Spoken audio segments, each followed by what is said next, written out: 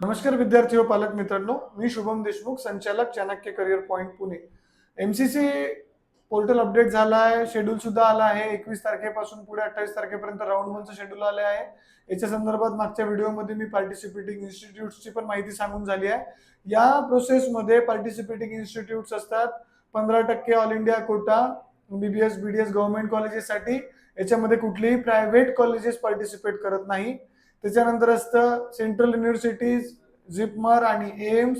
त्याच्यानंतर असतं AFMC. एवढ्या सगळ्या कॉलेजेस, ह्या सगळे कॉलेजेस ऑल इंडिया कोटामध्ये पार्टिसिपेट करत असतात. तर प्रत्येक पार्टिसिपेटिंग इन्स्टिट्यूट्स जे आहेत त्याच्यानुसार आपण एक वेगळे व्हिडिओच्या माध्यमातून माहिती देणार आहोत. तर ऑल इंडिया कोटामध्ये सगळ्यात पहिलं पार्टिसिपेटिंग इन्स्टिट्यूट्स जे आहेत ते आहे 15% कोटा देशांतर्गत सगळ्या गव्हर्नमेंट मेडिकल आणि डेंटल कॉलेजेसचा. त्याच्याबद्दल हा व्हिडिओ असणार आहे. देशांतर्गत MBBS कॉलेजेससाठी किती गव्हर्नमेंट कॉलेजेस आहे, लास्ट इयर त्याचे सीट्स डिस्ट्रीब्युशन कसं होतं आणि किती रँकवर मार्क्सवर कट ऑफ गेला होता, याची सगळी माहिती या व्हिडिओच्या माध्यमातून बघणार आहोत. 2024 मध्ये साधारणतः राऊंड 1ला 400 अधिक कॉलेजेसनी पार्टिसिपेट केलं होतं, गव्हर्नमेंट मेडिकल कॉलेजेसनी. याच्यामध्ये कुठलंही प्रायव्हेट कॉलेज नव्हतं. उदाहरणार्थ महाराष्ट्रामध्ये जेवढे गव्हर्नमेंट कॉलेजेस आहेत, साधारणतः 43 गव्हर्नमेंट कॉलेजेस आहे, त्या सगळ्यांच्या 15% जागा ऑल इंडिया कोटातून भरल्या जात होत्या. तसंच तुम्ही पाहिलं तर PDMC अमरावती किंवा अटल बिहारी ह्या सर्व कॉलेजेसचा 15% कोटा हा NRI ला किंवा IQ ला असतो. सेम UPचे प्रायव्हेट कॉलेजेस याच्यामध्ये पार्टिसिपेट करत नसतात. सेम आंध्र तेलंगणाचे प्रायव्हेट मेडिकल कॉलेजेस यामध्ये पार्टिसिपेट करत नसतात. त्याच्यासाठी तुम्हाला त्या राज्याची स्टेट काउन्सिलिंग कमिटीला अर्ज करून तुमच्या पुढील प्रक्रिया कराव्या लागतात. तर मागच्या वर्षी टोटल 400 गव्हर्नमेंट कॉलेजेसनी या प्रक्रियेमध्ये भाग घेतला होता.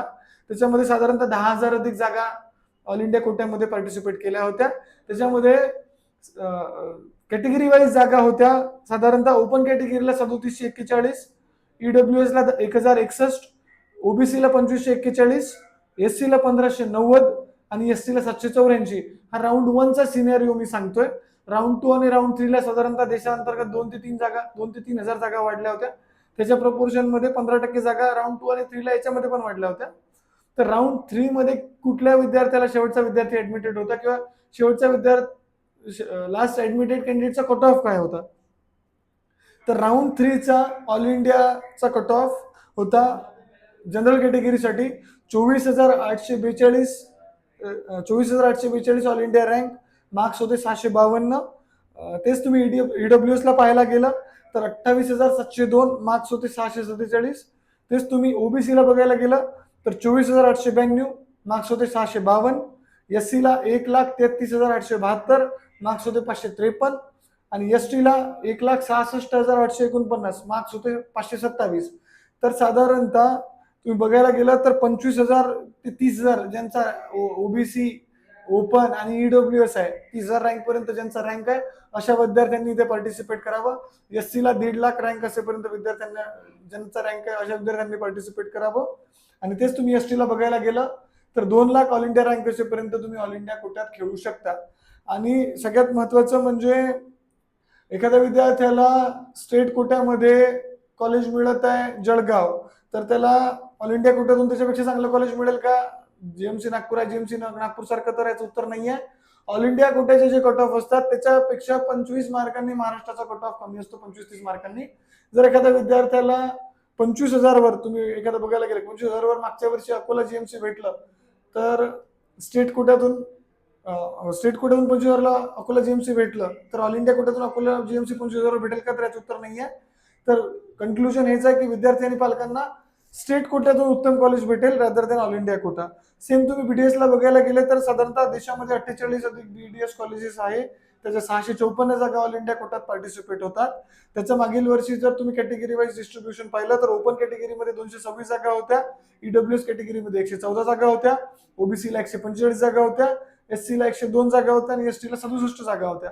सेम ओपन कॅटेगरीचा कट ऑफ होता 55,217, मार्क्स होते 620. EWS कॅटेगरीचा कट ऑफ होता 73,747, मार्क्स होते 603.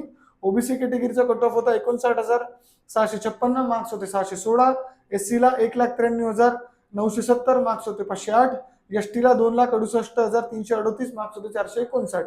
सगळ्यात महत्वाचं म्हणजे BDS ला तुम्ही जर बघितलं 55-60 हजारला ऑल इंडिया कोट्यातल्या सीट संपल्या आहे, तर बीडीएसला महाराष्ट्रामध्ये 1,05,000, 1,07,000, 1,10,000 पर्यंत सीट मिळालेल्या होत्या.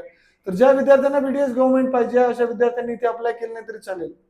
ज्या विद्यार्थ्यांचा रँक 60-70 हजारच्या पुढे आहे आणि बीडीएस गव्हर्नमेंट पाहिजे अशा विद्यार्थ्यांनी सरळ सरळ स्टेट कोट्यातूनच अप्लाय करायचं आहे. अशीच सगळ्या स्टेटची, अशी सगळ्या कॉलेजेसची माहिती मिळत राहण्यासाठी चाणक्य करिअर पॉईंटच्या युट्यूब चॅनलला सबस्क्राईब करा. आपण या व्हिडिओच्या नंतर लगेच सगळ्या कॉलेजेसचे कट ऑफ सुद्धा ग्रुपमध्ये टाकणार आहोत. धन्यवाद.